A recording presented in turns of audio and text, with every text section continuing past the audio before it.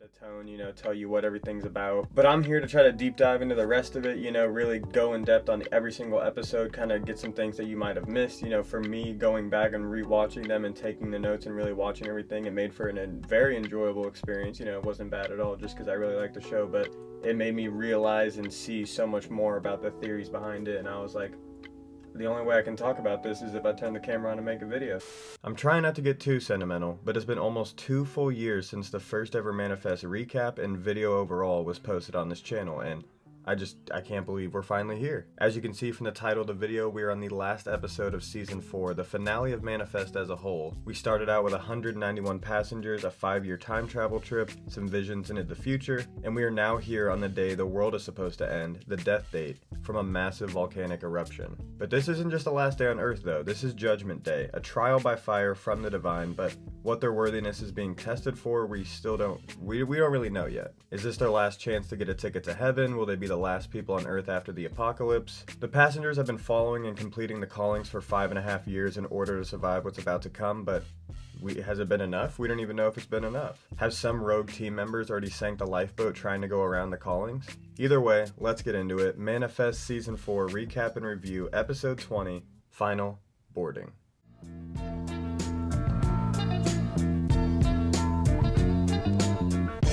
Man, what a beautiful scene to wake up to. Oh yeah, we're dying today. We gotta get serious. The fissure is still glowing, everyone is waking up in a panic, almost like they couldn't breathe, but some better news is Olive says she can still feel Cal, which as we know from the past is a damn near guarantee that he's still alive. But we couldn't even get more than 20 seconds of some sentimental last moments before earthquake tremors start ominously warning them that, yeah, this is the last day you're gonna be alive. Olive and TJ run off to catch Eden as she's playing in the woods, and as they run by the tree that Mick and Ben went to as kids, they see a rock and engraved on it is Class of 1999 with a picture of a volcano, representative of Alzurus' world card, with a scale on top of it, let's go. There's some other words but we can't make them out yet, but this means that someone knew this is where this was all going down. Since Ben and Mick's mom took a lot of photos and they were at this campsite before someone inscribed those words over the actual important words, they think if they can find her old photos, there will be one with the rock in the background and it will have whatever message someone was trying to send. Team wasn't on the plane is going to go back and get them, which is probably for the best because if they blow up or something when the clock strikes,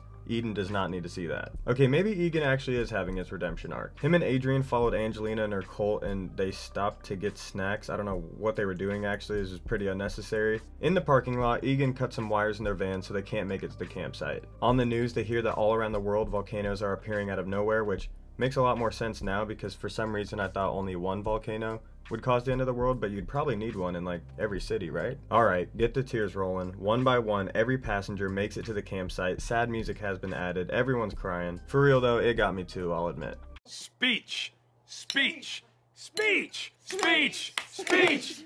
As Mayor Ben is giving his last speech on top of the fissure, something awakens beneath them as tremors break open the ground more, there's an explosion out of nowhere, and then the blue light turns into burning magma. Bro, their ark was the plane the whole time. And they're saying that Cal brought it back for them. As they get on the plane one by one, everyone prepares for judgment on their last ride. Over at the Stonehouse, Olive finds a camera roll labeled Silver Drake or Silver Dragon, and yep, this is the roll from that campsite. They'd probably just saved 5 hours worth of work. And when they find the picture of the rock in the background, it says, "Forgiveness lightens the heart, Pixlaz." So I'm sure all of you guys remember the whole trial by fire, but apparently it's from Mahat mythology. I'm probably not saying that correctly, but it's got the lady with the scale and then the ostrich/peacock feather. Well, she would weigh the heart against the feather, and if the heart was lighter, the person being judged would get a second chance. But the scale is not of good or bad, it's about lightening the heart, forgiveness, literally the main aspect of Jesus. And the only time we saw judgment like this is when Jace chose vengeance instead of forgiveness and sank his crew's lifeboat. Lightening the heart is just as important as doing good deeds, and that is the final judgment, forgiveness. You could also say since Zeke forgave himself for his sister's death, that was the reason he could survive his death date. But now we need to figure out what Pixlax means, and it's screaming Alzurus, man. I'm just saying, I see an A and I see a Z. I'm thinking it's Alzurus. Back over to the plane, and Angelina and her cult finally arrive, demanding that everyone gets off the plane so they can have their arc. But everyone's almost on and time is running out, so people get in their seats as Amuda prepares for takeoff. Ben, Mick, and Sanvi are left outside while Angelina and this dude, I still can't remember his name, they're trying to take over. But it looks like her powers are finally running out, so Bro drops the gun and runs for the entrance. Another earthquake tremor causes Angelina to accidentally fall and shoot Sanvi in the arm, but this allows the big three to get themselves on the plane. At the same time this is happening, Olive figures out that Pixlaz means picture, Pix, 50 Roman numeral L, and then AZ stands for Alzurus. The picture on the 50th page in his journal. Dude, I just knew he had to make a comeback. But the picture is the one from season 2 where Ben is carrying a woman out of a fire, and at the time, since they went through a fire and he carried out Olive, they assumed Alzurus was talking about Ben saving Olive. Nah, this is the final trial by fire. The ultimate test for forgiveness. In order to stop the death date, Ben has to carry Angelina onto the plane and forgive her for killing Grace. He was about to unload a couple rounds into her when she kinda semi-apologizes for what she did. I mean, at least she says she regrets it, but Ben realizes the best thing for him to do is to be the bigger man, and dude, you can always count on Ben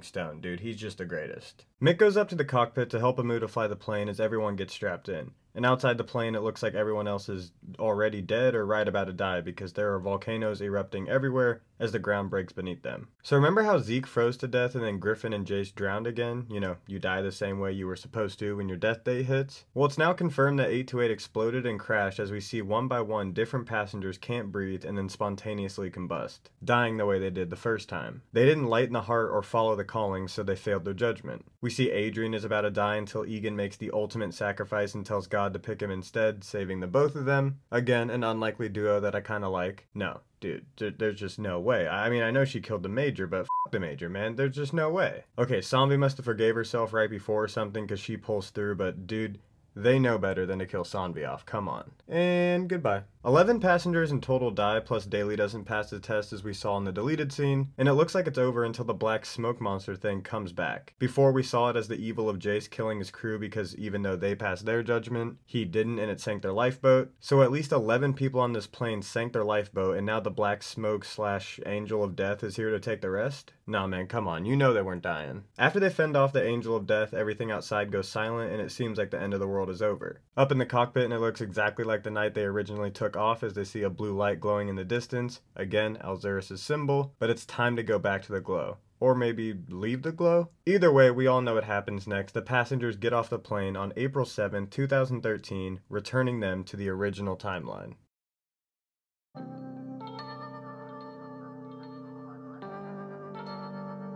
So 828 exists in a world where the divine is real and interacts, sometimes manipulates with the world and people in it. The story of Moses, Noah, the Bible in general are all true historical moments in this world, along with other mythology like Egyptian and Eastern religions. And everyone has their different interpretations of God, but it's all under the umbrella of the divine. And the divine in the manifest universe operates a little differently. Let's say, for the sake of the argument, when you are born and are dying, those are the two times you are closest to the divine. You come from the divine, and you return to the divine. When 828 was about to crash and explode, killing everyone on board like it was supposed to, divine intervention stepped in the form of the glow as they entered it and left the known world. Divine intervention in this universe has occurred throughout history like I mentioned, and was most important in two scenarios: Noah's Ark and Flight 828. For whatever reason, Noah experienced the glow and became enlightened by the divine to not only warn him of a massive flood that would wipe out all of Earth, but he was also instructed on how to survive and bring on the new world, most likely in the form of callings. Because we were talking dawn of man times, he just needed to get every type of animal and a group of people onto his ark, so they could repopulate the Earth as intended after the water evened out.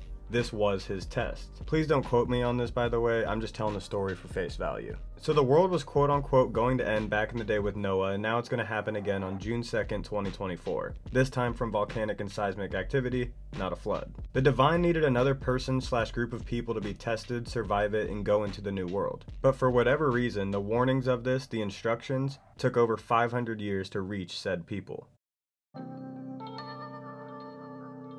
I told y'all the Z-Man was coming back. So as we've seen countless times in the show, Yusuf Alzurus experienced the glow and became enlightened with the knowledge of Flight 828 and then the apocalypse the passengers were about to endure. He and his men set sail and ran into a very intense dark lightning storm that should have killed them, but divine intervention, in the form of the glow, stepped in. As they entered the glow, Alzurus saw Flight 828 because they were also experiencing it, and remember, the glow has infinite time. Everything in it is happening at once. After they returned from the glow years later, because they were now connected and able to reach the divine, they started receiving callings warning them about 1, their new chance at life and how it'll end, and 2, the next end of the world event 500 years from then. What Alzurus did was write and draw everything out, creating a blueprint for the callings and then creating visuals for what to look for, like a volcano with a red river leading up to it. Assuming he was looked at as crazy, he couldn't just tell anyone this stuff. He had to lay out the clues and evidence for future glow experiencers to find whenever they eventually started getting callings too. He was probably told to do all of this in a calling. But the next group of people to become enlightened and follow the warnings from Alzurus were the Omega Order.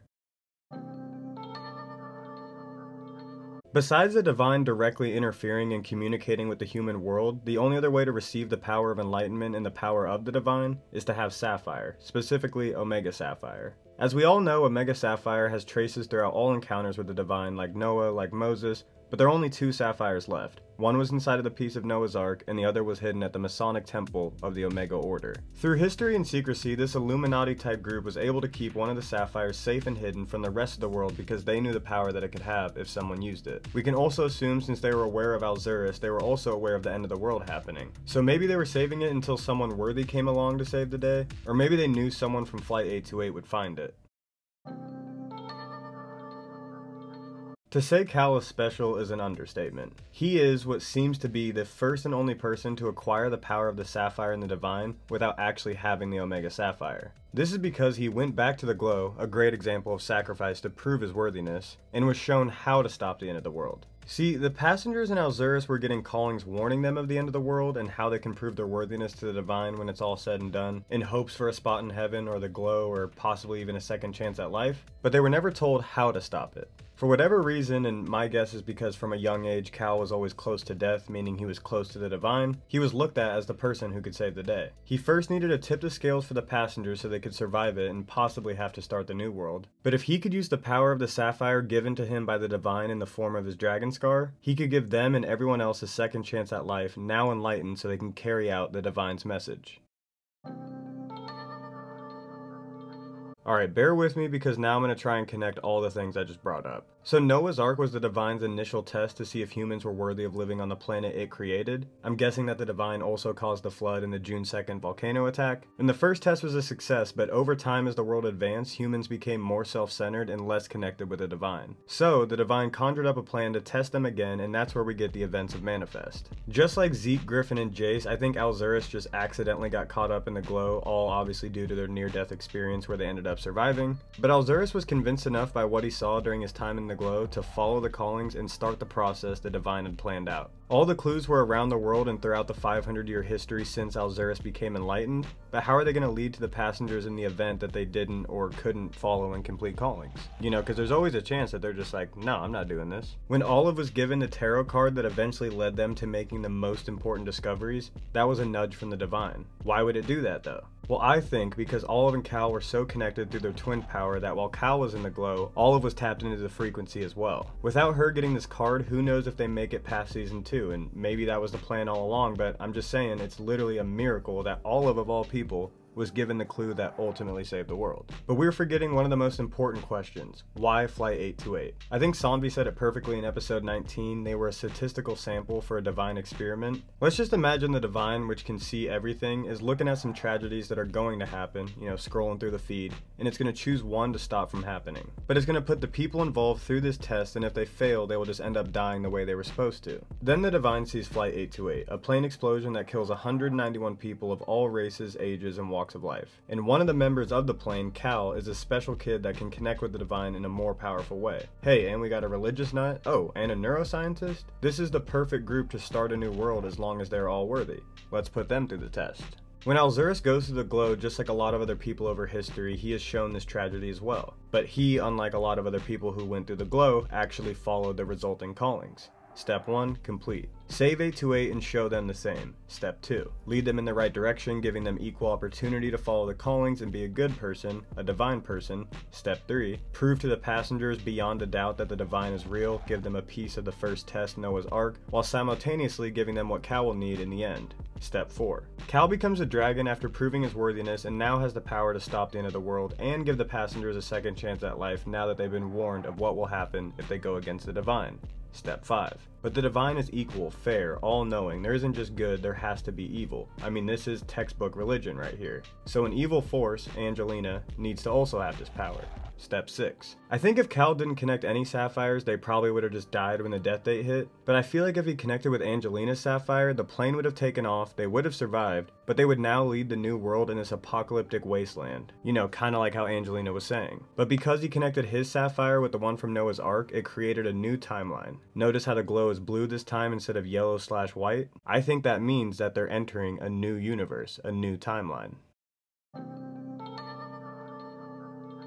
Even though the show told us this was all about religion and the divine, I still think time travel could be in the mix as well. There's a timeline, or a universe, whatever you want to call it, where 828 does explode and they never get a chance to stop the end of the world. There's a timeline where they don't explode but don't stop the end of the world. And then, as we see with the beautiful last 20 minutes of the series, there's now a timeline where their glow experience didn't last 5.5 years, and they returned in 2013 to a practically normal life. The glow could be like a time machine, I'm just saying. I mean, think about it. If you time traveled to a catastrophic event, saw what happened, went back to your time, you can now prevent it from happening. Kinda exactly what we've been talking about for like 10 minutes now. But when you time travel and alter things, specifically time, you create a new universe or a new timeline. But because of the glow and its infinite time and space, these timelines and universes can overlap. For example, the plane that returned in 2018 and the plane that exploded in 2013 are not the same. But the one from 2013 ended up in present time. Or Cal coming back as 16 into a timeline where he was supposed to still be 11. Now, I talked about this in my What Happened to Flight 828 video from like a year and a half ago where I referenced Futurama, but it said that when the new person created from a new timeline overlaps into the original timeline, that person is doomed to die, just like a death date. The passengers left the original timeline, creating a new one and new versions of themselves, and when they overlapped into the original timeline, the new enlightened versions of themselves were doomed to die to correct the timeline. I don't even know if I understand that, to be honest. They said callings are in their own voices because they are memories from when they were in the glow, but what if it's the original timeline passengers reaching out through the glow to try and save them? Again, this is all just theory because we literally were told otherwise, but something about time travel not being involved just doesn't sit right with me.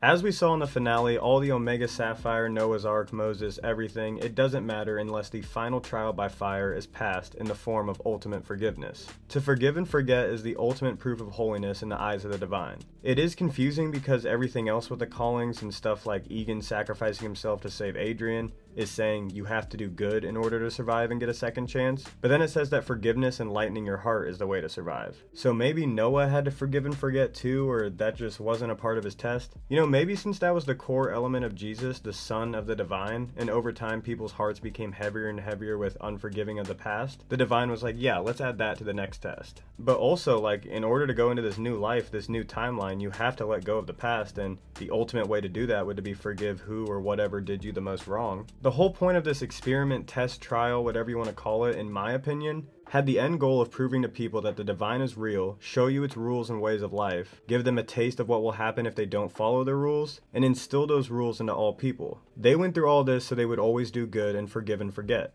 possibly in hopes that they will spread this message to as many people as possible. Yo, wait, are they like the new Jesus? I already know we're going to need another What Actually Happened to Flight 828 video because one, I know I can be all over the place, but I feel like the second I drop this video, I'm going to have all new theories and a whole different idea of what happened. But this, everything I just rambled on for however long it was, this is what I gathered after watching the finale for the first time. I won't do any more sentimental stuff because we will still have plenty to talk about after this video drops, but I have 3 to 4 more Manifest videos planned for the rest of the summer. But until then, I hope I went over everything. If you think I missed something or got something wrong, please let me know in the comments because it'll help for the next video we do. Thank you guys so much for the support on all my Season 4 videos. I'd like to think we started and ended it perfectly, not missing any details. Well, except for all the fat. But yeah, make sure to like and subscribe if you enjoyed and turn on that notification button for more Manifest and non-Manifest content. Oh yeah, before we get out of here, let me just say if I like the finale or not. Just to make this quick, I did like it. I thought they wrapped it up really well. I think with what they had, they probably couldn't have done anything better. A lot of people were comparing it to Lost because it was kind of like, oh, so none of this really mattered. And Lost is like one of, if not my favorite shows ever, but I will honestly say I think Manifest did it better. One, because of the fan service the whole last season, but it ends in a way that there's still possibilities. Like maybe not for a spin-off, but everything that happened felt very cyclical. So maybe they do get callings because they did go through the glow. And maybe there's more stuff in the future, but for now it feels like they left it kind of open-ended, but wrapped up completely at the same time. I don't know if that made sense. I really like the finale. See you guys later.